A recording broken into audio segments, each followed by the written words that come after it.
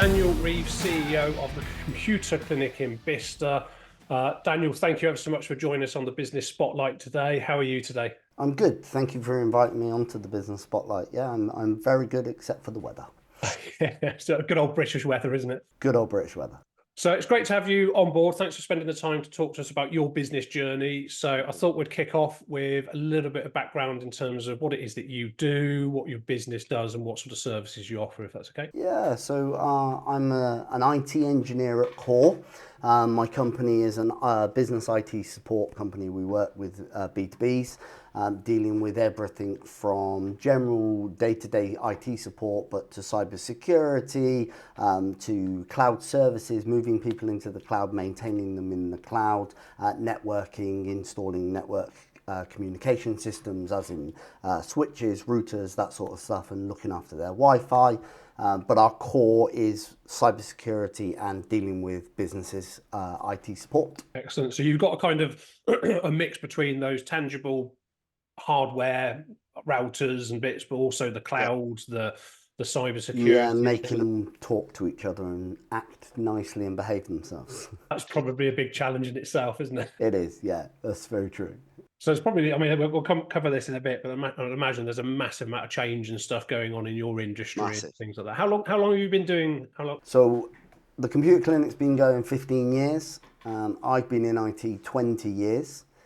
And I worked for a few other IT companies before I opened up the computer clinic. And we opened it because I was not happy with the way the companies I was working for at the time were servicing the SMB market. So we work predominantly in the SMB market. And it's that quality of care for what you do. So we opened up with the ethos that our first question that comes, or the first thing that comes out of our mouth, is how can we help? We are about, our strapline is going the extra mile because it's less congested. We go that extra mile where other IT companies wouldn't, to make sure that our clients can grow and are able to function and work. Brilliant. So you're walking the walk as well as talking the talk in Yeah, terms always. of taking that extra mile and stuff. So I imagine over 15 years, you're going to have seen a huge change in the IT industry and Tons. things like that. What have been your biggest learnings, not just from the industry changes, but also being a business owner and adapting to those changes? I think probably the biggest business learning that I've learned over the 15 years is about making sure that as small business owners, we can become very ingrained in every little thing that it takes to run a business. And a piece of advice I got, I don't know, 13, 14 years ago was, anything that is not your niche, not what you do, outsource. And I mean in a business environment. So our bookkeeping is outsourced, our accountancy is outsourced. Anything that is not IT is outsourced. I haven't hired staff to be able to do bookkeeping, accounting, and all the different relevant other things that you would do inside a business. All my staff are engineers. We only hire engineers. Anybody will only ever speak to an engineer. You won't get an admin person or a receptionist, or nothing against admin people or receptionists, but you won't get that delay in communication. We wanted to make sure that clients, when they talk to us, are talking to an engineer. It might be a different level engineer, might be a junior, might be a senior, but you're talking to an engineer because somebody needs to understand the problem that is at hand and be able to start the process of fixing it. So that was probably one of the biggest lessons I learned. That, and being able to delegate. As business owners, because it's our babies, it can become very hard, or it's something I had to learn, delegation, because it was like, oh, I can do that, and then you look at it and you go, I don't have enough time in the day to do everything that I need to do. So it's that little bit of letting off and going, yes, I'm going to delegate that, and it might not be done 100% the way that you would do it, but one of the things we work on is that if my team can at least do 70% of what I do, that allows a lot more leeway for us to be able to grow and service our clients properly. It's a good point, actually, because the delegation piece and outsourcing and getting team members to do things, they're quite closely interlinked, aren't they? Because Yeah, we're all guilty of it sometimes, tend to not want to let to go. We want to know how it all works, and early days, quite often you have to roll your sleeves up and become a generalist and do everything. 100%. As you grow, if you've got that point that yes, actually I can delegate this and I don't need to be doing it, it frees up so much time. Spotting the right time to do that process, so you can free up your time to do the high level, high ticket value items as opposed to the other things. But the question I 100%. quite often ask business owners that are looking at that exit strategy, and it's kind of, so who needs who more? Is it, do you need the business more than the business needs you? Because quite often it's actually the first one. It's actually the business owner still needs the business more than it really needs them at that stage. Yeah, and I mean, I suppose speaking for myself, that's the goal is to get to a stage where the business doesn't need me and I don't need to be here, but it is still running the same ethos and it is running how I want it to go, but I don't need to be here. Was that always the goal when you started? If you go back to when you started, was it the goal to build a business that worked without you? No, so I didn't get into business to be a businessman. I didn't start the IT business because I saw that the clients that we were servicing were not being serviced in the way I would want to service them, and that actually the companies I was working for at the time had no, they gave me nothing in order to assist the clients. It all came from my head, my learnings, my so forth, and it was that was the poor quality servicing that they were getting, especially in my area, because I set up in Vista. And when we first set up the business, we were 90% residential, 10% B2B. Okay. That has now completely flipped 6 years into our business, and we are now 90% B2B and 10% residential. And that's just through natural progression, natural growth. That wasn't what I didn't purposely set out to go, well, I don't want to deal with residential anymore. But they were so badly serviced, and it was my community. I grew up here, and it was like, okay, so what can I do about it? Okay, so I can set out on my own, and it was just me for 2 years. It was me, solely me. Then I brought in my first engineer to assist me, and we've grown from then. And then we've gone down and we've gone up, and then COVID, we were at 8 members of staff when COVID hit, and we didn't get rid of staff because of COVID. We didn't lose any business during COVID. I actually ended up removing staff because everybody was working from home. Because everybody was working from home, it was actually, in a strange way, easier to monitor what they were actually doing than it was when they're in the office. And it sounds strange and it sounds weird, but I could tell that engineers were not doing their job. So the drop down in engineers we had during COVID was because they weren't doing their job, or they weren't doing their job. So therefore we removed engineers, so we dropped down.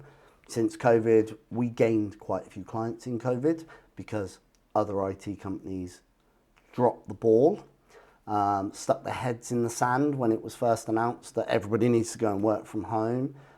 We had clients phone us and go, can't get hold of our IT company on the phone, can't get hold of them on email. What the hell do we do? We've all been told to work from home. Can you help? And we stepped in to assist and help them on their journey to basically being cloud, having the cloud ability, because we found the silver lining out of the entire pandemic was those businesses that were sat on the fence about cloud and were like, no, our data is here in the office, we like everything in our building, then all of a sudden had to go, oh, okay, actually we need it in the cloud because we need to work from home. And so that helped businesses that were sitting on the fence to just give them that nudge to push them over to get them up to date into the industries that we're in. Change is inevitable, isn't it? The world 100%. changes all the time, and sort of whatever things like COVID, pandemics, and stuff. They're always really, really hard for a lot of businesses, but there are opportunities. if you're looking for them. Yeah. So 100%. it's a really common theme to starting up businesses where people in their industry want to sort of start up a business to deliver a, level of service that's akin to their own values and things like that. Quite often people don't, not everybody, but quite often people don't set up a business to sell it. But at some point that journey is going to change. So every business owner's journey's got to come to an end at some point, whether you want it to or not. Yep. So it's interesting you've pivoted and adapted and starting to now think about that sort of exit strategy and starting to work towards what that looks like. So for me, there is the exit strategy is not as common as everybody else's exit strategy, because I don't ever plan on selling my IT company. So I will always own it. It will be part of the idea that I have sons. It will be part of their legacy. It will be part of what they will own. But it's that exit strategy of pulling me out of the business, which I am 15 years on. I'm probably in the business 70% of the time now, which is a lot less than what it was before. It's not my ideal where I want to be, but it is a lot less than what it has been over the last 15 years. Methodology to building a business that works without you, whether you sell or not, is very similar. It's kind of the similar strategy. If you could go back to when you started, to go wind back to sort of 15 years ago, would you do anything differently? Would you change how you set up and how you move forward? The common answer to that is yes, because everybody makes mistakes. But for me, no, in the fact of everything I did in the last 15 years, whether it was good, bad, taught me a lesson. Yeah. In one way or another, and it has helped me to build the way I now build businesses and the future businesses that I build on how I structure them, because I learned all my lessons over the last, or a lot of lessons, not all my lessons, because every day is a learning day and every day you should learn something new, right? But I learned a lot of lessons over those 15 years, which actually, if I'd have done something different, I might not have learned that lesson. It's a great point. Yeah, it's a great point. So yes, there's probably lots of things that an outsider would look at and go, yeah, well, you should have done that differently, you should have done that differently, and you should have changed that, and you'd have been here a lot quicker. But actually, on reflection, all of those things, mistakes, the warts and all, got us to where we are now. Yeah, and it's not being afraid to make mistakes, isn't it? It's having that confidence that actually you're going to learn and develop and grow from those challenging times. Nothing's a mistake. Everything's a learning curve. If it doesn't work, okay. If you can dissect it down and go, why didn't it work? What were the points that didn't work? Okay, so it was this. Okay, didn't invest enough here. Didn't do enough here. Didn't do that. Okay, so change it for the next time so that you can. In our office, we have the saying, every day is a learning day, because even if you know a lot about our industry, IT, you learn something new every single day. And if you're not learning, you're not going to progress. You're clearly a very, entrepreneurial, active, busy, your mind's going and things like that. How do you balance your personal time with the demands of running a business and that world of entrepreneurship? Team, having a good team. So across my companies, making sure that I've got a good team that I can rely on, that is all pushing in the same direction. I've had it in the past where the team was not pushing in the same direction, and we had some going this way, some going this way, and in the end it becomes detrimental to the business. And as long as everybody's pushing in the same direction, knows where I want to get to. So all of my team, we're very open in my office. That we're very open conversation.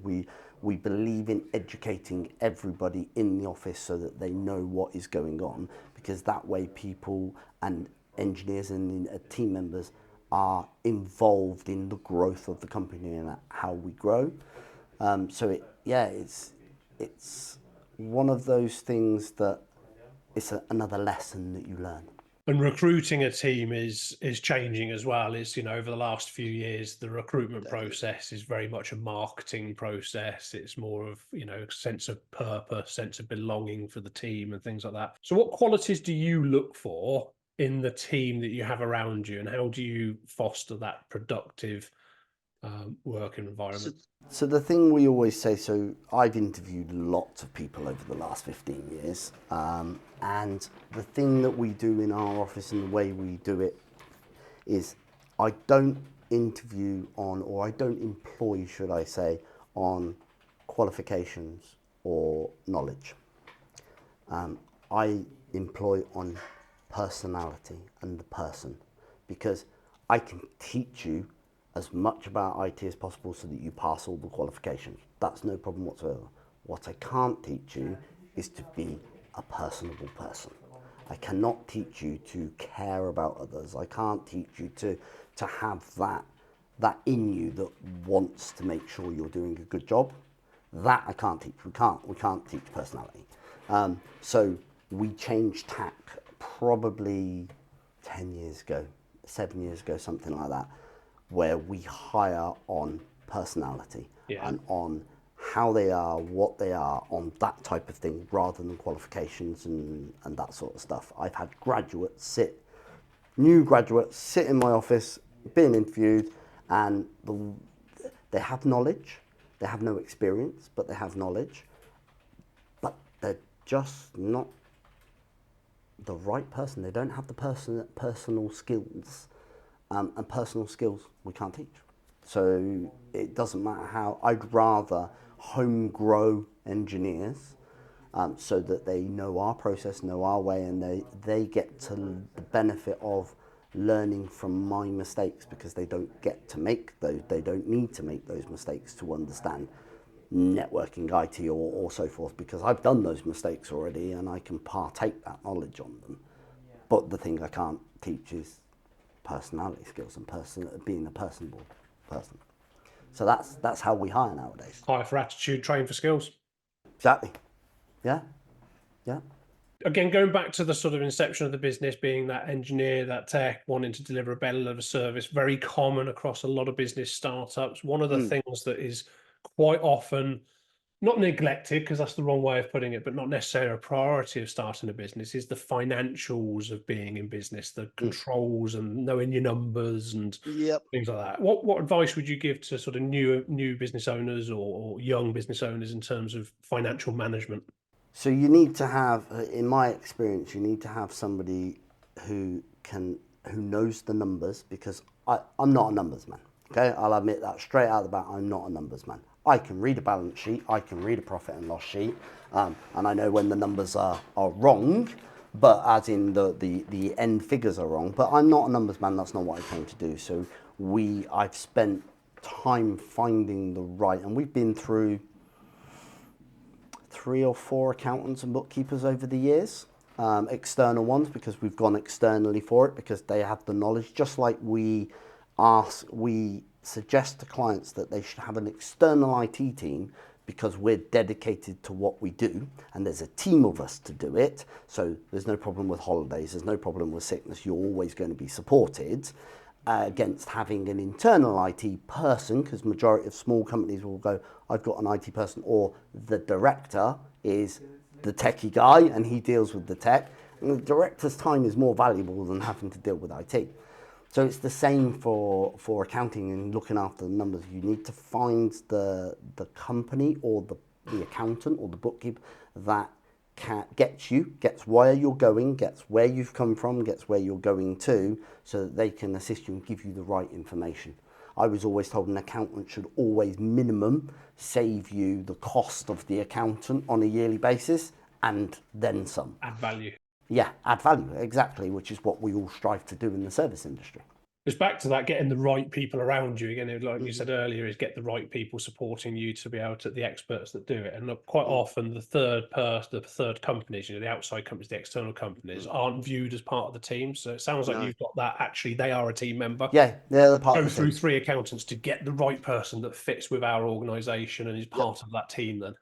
Just like we build our partnerships with our clients so that we are their internal IT department. They come to us for everything techie. We sign off on everything techie. We've done the same with our partners that come and work with us. So in the accountants field, in the sales field and so forth, they are part of our team. And yeah, it works. Having that knitting together of making them, they're not an outsider. They're not just a mere supplier, as I have heard the words battered around. They are part of the team. It helps the team grow. Everybody gets to know them. Same with our HR department. They're external, but they know the team. It's that sort of thing, because As a that, result, if you make that mindset shift, isn't it? Like you say, they're part of that team. yeah, 100%. It changes their view on the way they work with you as much as it does your view on the way you work with them if you change that mindset, because they feel part of the team, they join in stuff in the team, and it just makes for a better growing business. So look, world of IT, world of cyber, world of Ugh, cloud, yeah. world of change. The world's changing quicker every day. There's a saying. I mentioned it to somebody else. I can't remember where I actually got it from, but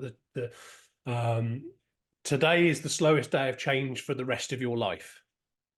Quite a nice way Okay. of phrasing. Actually, Yeah, I tomorrow like it's it. going to get quicker and quicker. So, what do you Yeah. see? Where do you see you guys, your business, yourself in 5 years in your industry? What changes do you see over the next 5 years? So the big thing, obviously, with the last year has been AI, the explosion of AI, and how it's going to change the world, and it will change every single industry that it touches, 100%.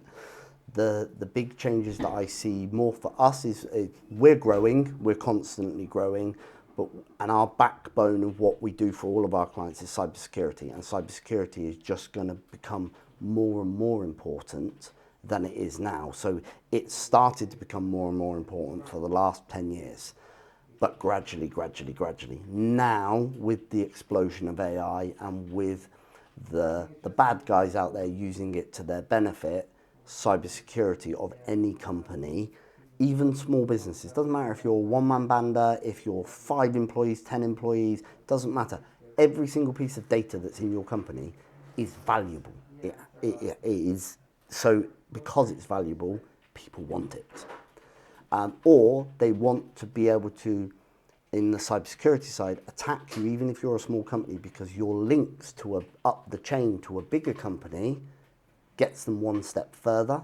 So for me, cybersecurity is going to be the thing that consumes probably 70% of what we're going to be doing over the next 5 years, and what is going to consume the world is about the concentration on cybersecurity and making sure that your data is protected. Yeah, it's such an important aspect to any business, protecting that side of it. And that starts with training your staff. It starts with making sure your staff are trained.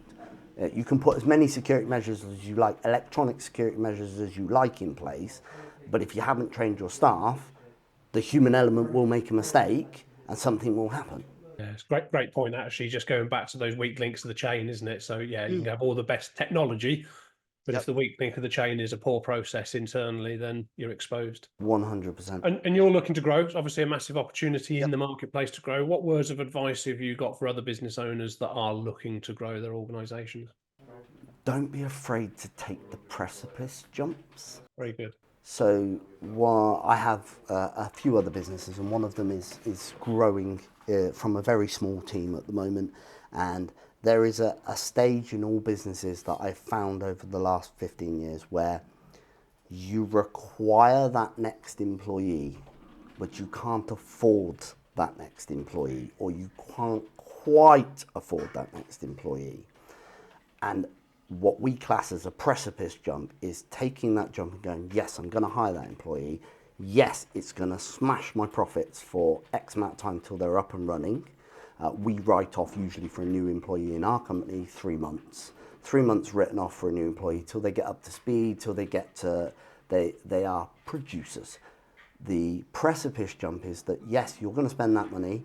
It's going to drop off your bottom line. You can't quite afford it, but the time that frees you up gives you opportunity to then grow the sales side of your business and actually bring in more clients, or do bigger jobs, or add to the current client base that you've got. Because let's face it, all small businesses we have, I don't know, 12 different services maybe that we do, but not all of our businesses, our clients, take all of our 12 services. So there's lots of low-hanging fruit, which sometimes as a business owner you don't get to concentrate on, and it's really low-hanging, easy pickable fruit, but you don't get to concentrate on it because you're working in the business instead of on the business. So you take that precipice jump, and yes, you might feel the pain for a little bit, but in the long run, if you pick the right person, it's going to pay you back tenfold. Calculated risk taking. Yeah, exactly so. Yeah, the precipice jump. Very good. Like it. Love it. Brilliant. Daniel, that's been really, really good. Always finish on one question, which is the question that I probably haven't asked that I should have asked. Is there anything that you you feel like sharing that I haven't asked you that you think would add value? Yeah, it's for us, for small businesses. So what I see, I deal with a lot of SMBs. So I'm constantly, every single day, talking to current clients or new potential clients, so forth, or just people asking for advice. The biggest things that I would say for an SMB, especially if you're starting out and you're just on that growth, is the people around you, not necessarily your team members, but the people around you. Make sure that they're people that are already on their journey. Make sure you've got people in your networking group, in whatever group you've got, that are already on the journey, because they'll be a bit ahead of you. They'll be a year, 2 years, 3 years ahead of you. But the advice that they will be able to give you is invaluable. You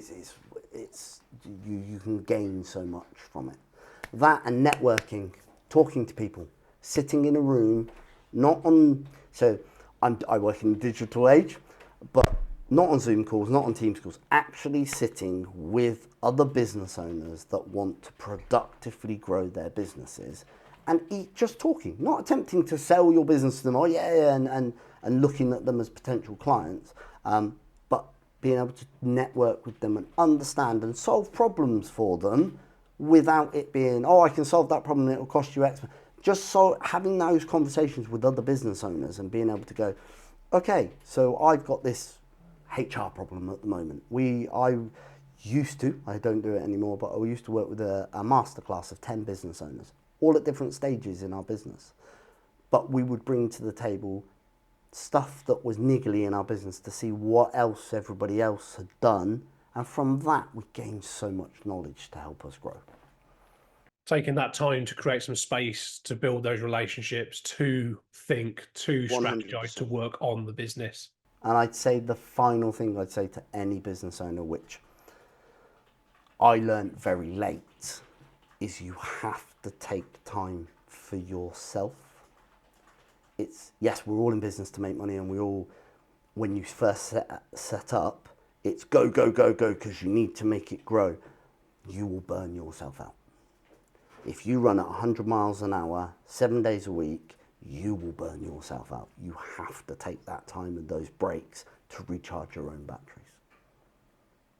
Powerful advice. Hope it Very helped. good. Daniel, been an absolute pleasure. Thank you so much for spending the time talking about your journey on the Business Thank you for the Spotlight. invite. Really appreciate it. Good luck for the future. Thank you very much.